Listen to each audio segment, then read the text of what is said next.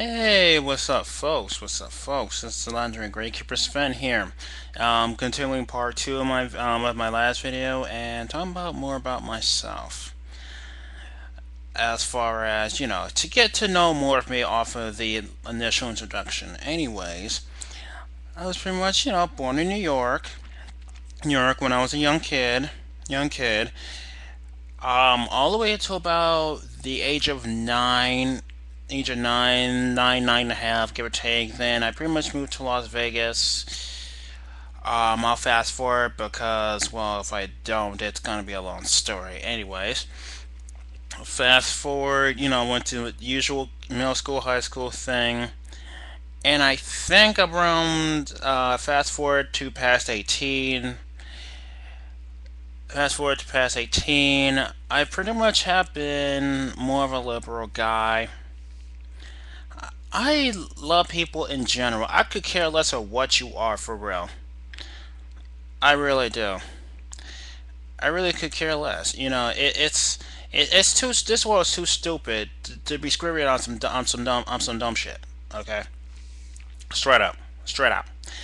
Anyways, how did I start my dueling career? How did I start my dueling career? Yes, that one started at about 2000, I think, or around. I think Yu-Gi-Oh came around 2002. I'm guessing in America. It came out in the second set. Got into it the second set. Came out of retirement Pokemon because Pokemon was just screwing it up with Wizards of the Coast. In my opinion, that's a shitty company. I'm sorry. I'm just gonna say this. I mean, rotate your entire collection. What the fuck? Really? Really? What the hell is that shit?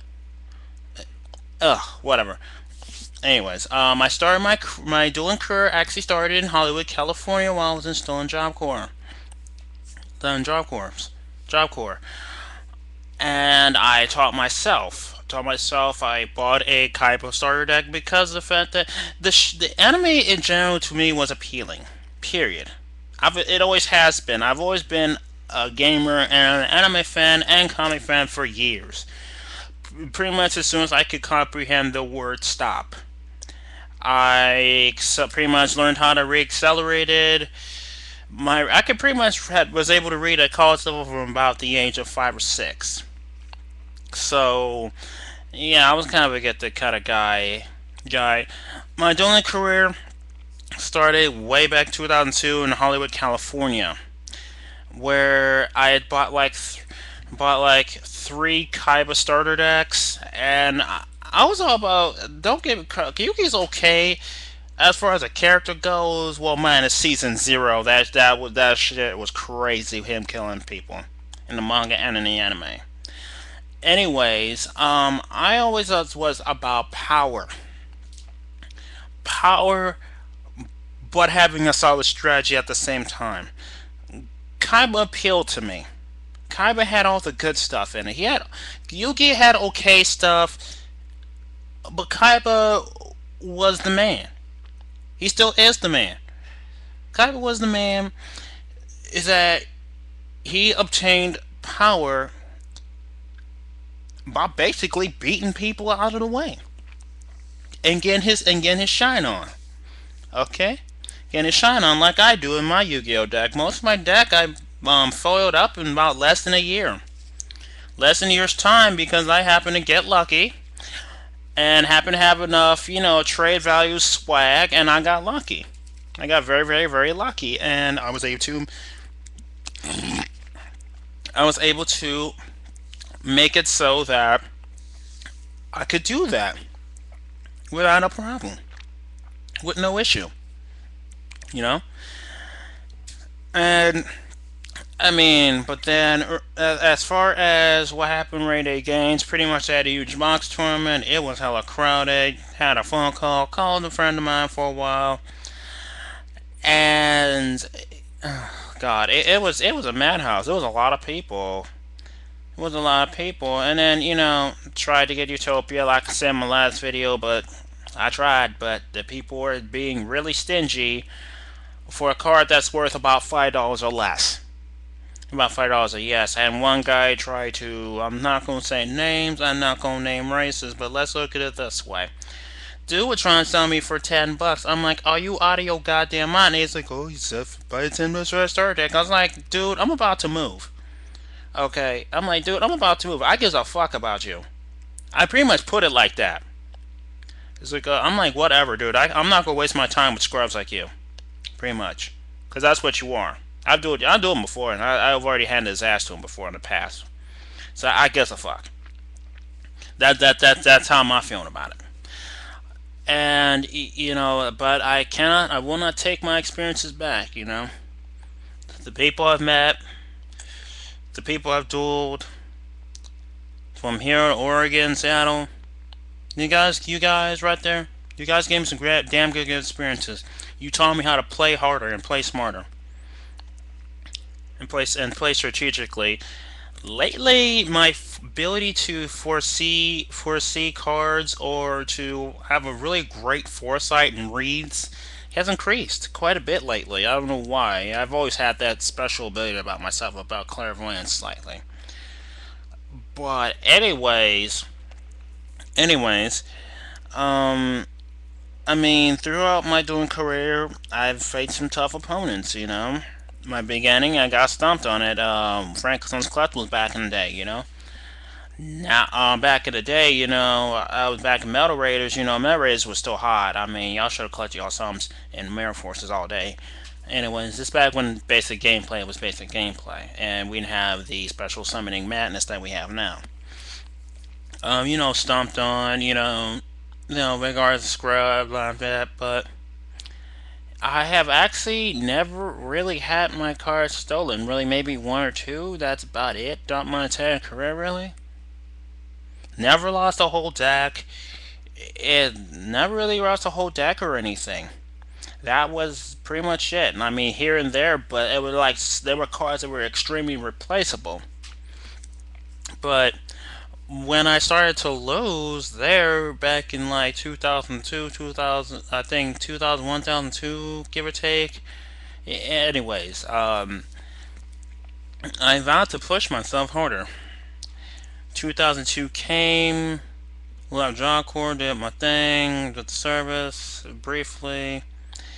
That didn't work out all that well. Wasn't the USCG. That didn't work out too well. But, to the guys that supported me, thank you. Thank you very much. Thanks to you, I stayed strong and now I'm being a success in my life.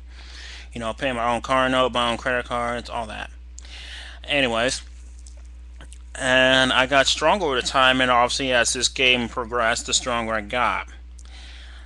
I had played Earth for a while, then mostly Earth for a very, very long time, and I mean forever. Until about the time of Deidre started to come out more in full, and then when I actually started to get serious was about Toadette format. That's when I actually found the deck that actually worked for me. That actually worked for me. Because I like a little bit of everything. I don't like being this one. I'm not stale. I like variety, in all things in my life. I like variety of it. And this is a little ring right here. I had met around anyways. Rewind. Turn the beat back.